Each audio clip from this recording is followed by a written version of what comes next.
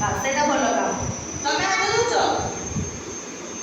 ସଫା ଲୁଗା ପିନ୍ଧୁଛ ନା, ସଫା ଡ୍ରେସ୍ ତମ ମା ସଫା କରୁଛନ୍ତି ନା, ସଫା କରୁଛନ୍ତି ନା, ତମର ସଫା କରୁଛନ୍ତି ନା, ଭଲ ଡ୍ରେସ୍ ପିନ୍ଧୁଛ ନା, ସେଟା ହେଲା ଭଲ ଅଭ୍ୟାସ। ଖରାପ ଖରାପ କାମ କୋଉଟା କରୁଛ କୁହ? ତମେ ଖରାପ କାମ କୋଉଟା କରୁଛ କୁହ?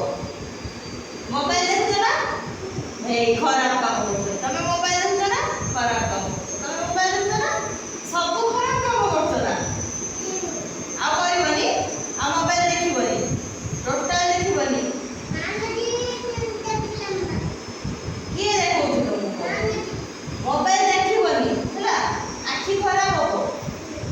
ଦେଖିବନି ତମେ, ଆଉ ତମେ ଦେଖିବନି, ଏଟା ଖରାପ ଅଭ୍ୟାସରେ ଯାଉଛ ଜାଣିଛ ନା। ହଉ କହିଦିଅ ଆଉ ଥରେ, ମୁଁ ତ କହିଦେଲି ଭଲ ଅଭ୍ୟାସ କୋଉଟା, ଖରାପ ଅଭ୍ୟାସ। ତମେ କୁହ ଭଲ ଅଭ୍ୟାସଟା, ଖରାପ କୋଉଟା କୁହ? ହାତ ଧୋଇବା ଭଲ କାମ କୁହ, କୋଉଟା କୋଉଟା କୁହ? ତମେ କୁହ ଭଲ କାମ କୋଉଟା କୁହ? ଭଲ କାମ କୋଉଟା କୁହ? ହାତ ଧୋଇବାଟା ଭଲ। ଆଉ ନଖ କାଟିବାଟା ଭଲ। ଆଉ ଭଲ ସଫା ଡ୍ରେସ୍ ପିନ୍ଧିବାଟା ଭଲ।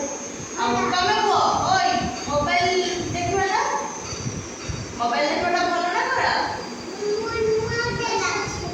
ଭଲ। ନୂଆ ଡ୍ରେସ୍ ଅଛି, ହଉ ସେ ପିନ୍ଧିବୁ। ଆଉ ବ୍ରଶ କରିବାଟା ଭଲ ନା ଖରାପ? ଖରାପ।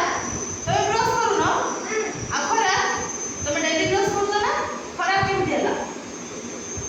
ଭଲ ହେଲା। ଆଉ ପାଠ ପଢିବାଟା ଭଲ। ପାଠ